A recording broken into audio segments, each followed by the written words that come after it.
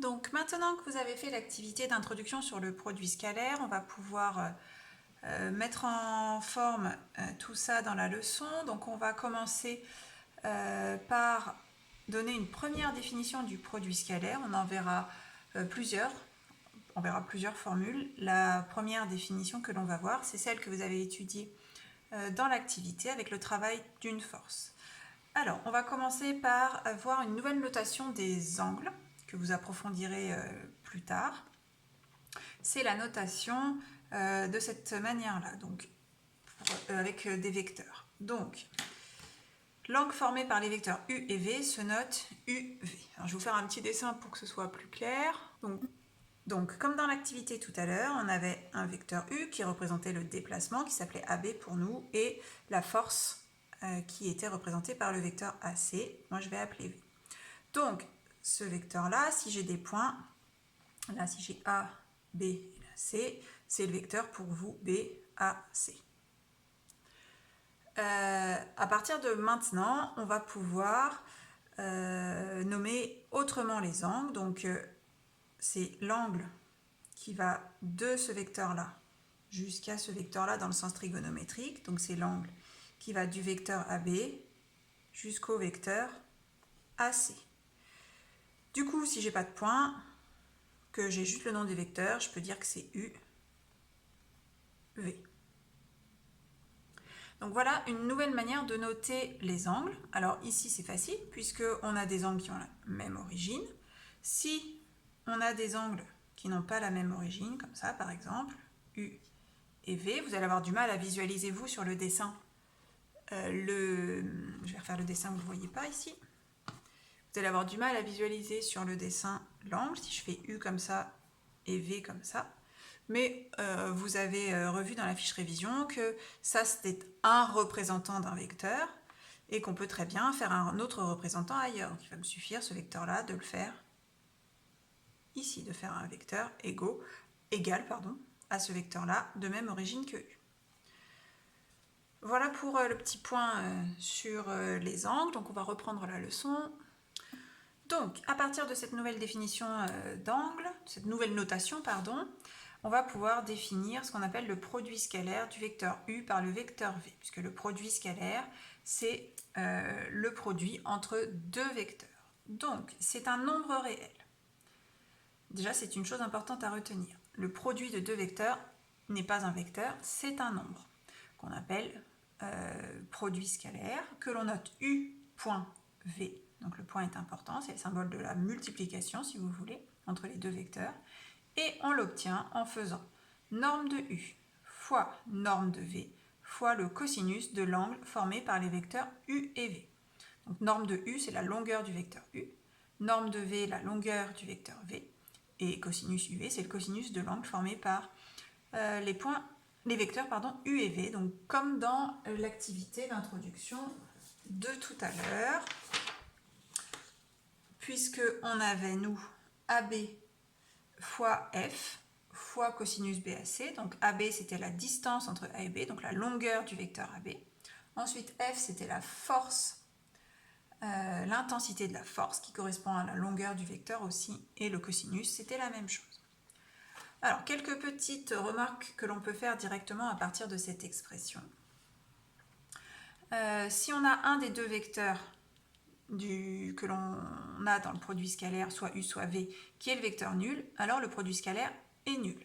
En effet, si, par exemple, on va dire que c'est U, le vecteur U qui est nul, sa norme est nulle, elle est égale à 0, le vecteur nul n'a pas de longueur.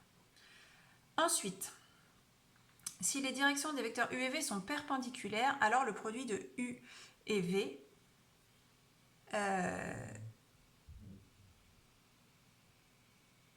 il manque un truc. Ah non, oui, pardon, il faut compléter. Si les deux vecteurs U et V sont perpendiculaires, alors le produit scalaire de U et V est nul.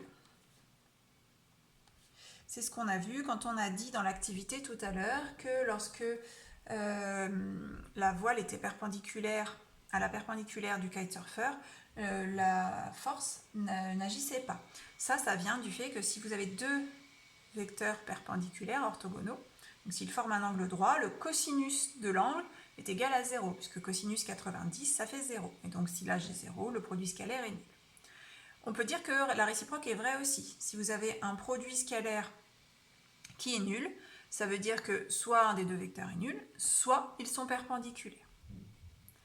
Ensuite, ce qui en découle directement aussi de cette formule, c'est que si on a des vecteurs u et v qui sont collinéaires, donc qui ont la même direction, donc qui sont parallèles, alors on va avoir deux cas possibles.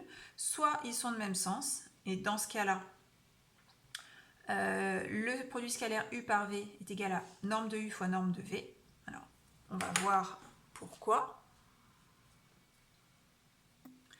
Alors, ici, j'ai fait deux vecteurs collinaires de même sens.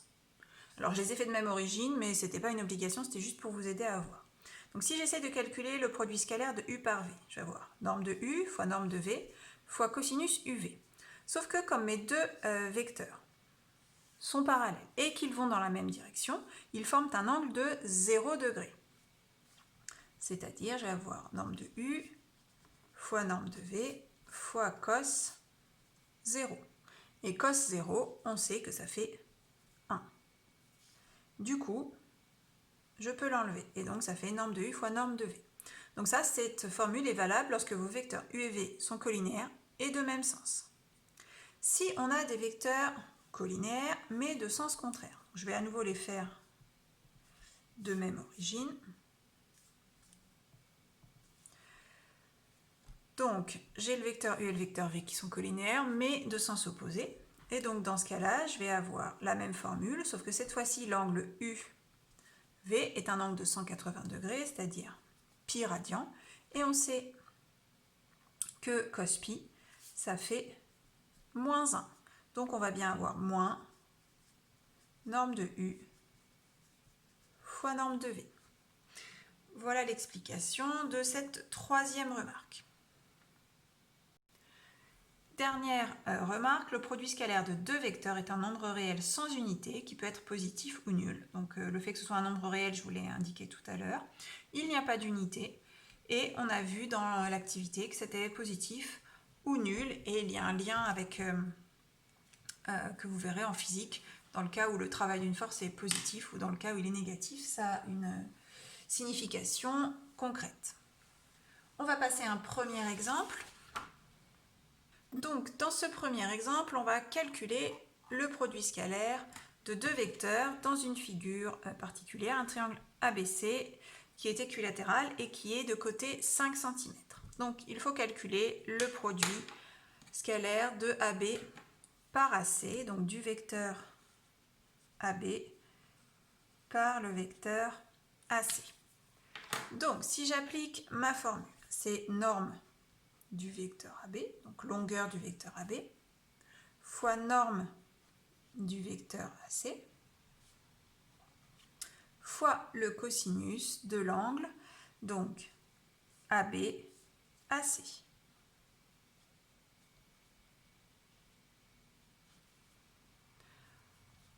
On continue. Donc la norme du vecteur AB, pour nous, la longueur du vecteur AB, c'est tout simplement la longueur AB. La norme du vecteur AC, c'est la même chose, c'est la longueur du segment AC. Et l'angle AB-AC, c'est tout simplement l'angle BAC. C'est cet angle-là. Alors, la longueur AB, elle vaut 5, puisque mon triangle a pour côté 5 cm. La longueur AC, elle vaut 5 aussi. Et l'angle BAC, il vaut 60 degrés ou pi sur 3 radians. Donc, on va mettre cos pi sur 3 en utilisant bien le mode radian de votre calculatrice. Si vous n'avez plus la valeur de cos pi sur 3 en tête. Donc, 5 fois 5, ça fait 25. Cos pi sur 3, ça fait 0,5. Donc, on trouve 12,5. Pas d'unité, on trouve bien un nombre réel comme c'était indiqué. Donc voilà la valeur du produit scalaire de AB par AC. Alors ne cherchez pas cette valeur sur le dessin, vous n'allez pas la trouver. Elle ne représente pas quelque chose de concret, de visible sur le dessin. On va passer du coup au paragraphe suivant, le petit 2.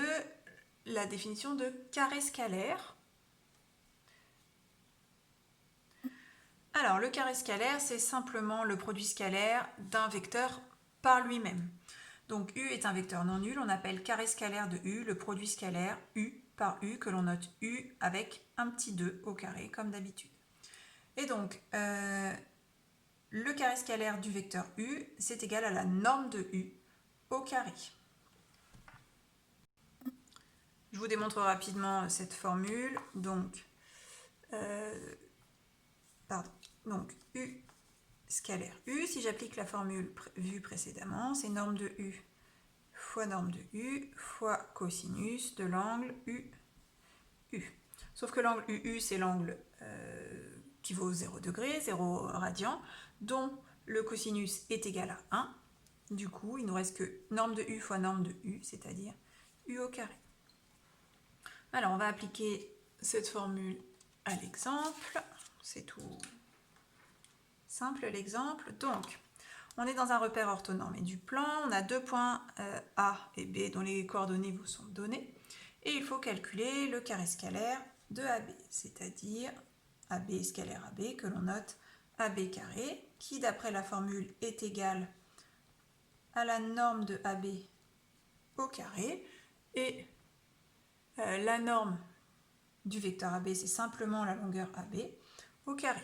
Alors, ça ne vous arrange peut-être pas jusque-là, sauf que normalement, vous devriez avoir en tête une formule qui permet de calculer la longueur d'un segment à partir des coordonnées de ses extrémités. Donc, c'est la longueur de AB, c'est racine de xb moins xa au carré plus yb moins ya au carré. Et on prend le carré de tout ça, puisqu'ici c'est AB carré. Donc en gros, la racine et le carré s'annulent, il ne me reste plus que tout ce qui est sous la racine carrée. Donc xb, c'est moins 5, moins xa, 2 au carré, plus yb, 1, moins 3 au carré. Alors, moins 5, moins 2, ça fait moins 7. Moins 7 au carré, 49. 1, moins 3, moins 2 au carré, 4. Et on trouve un carré scalaire qui vaut 53. Voilà pour ces deux premiers paragraphes dans lesquels on a donc défini le produit scalaire à l'aide de la formule dite formule trigonométrique puisqu'elle fait intervenir le cosinus.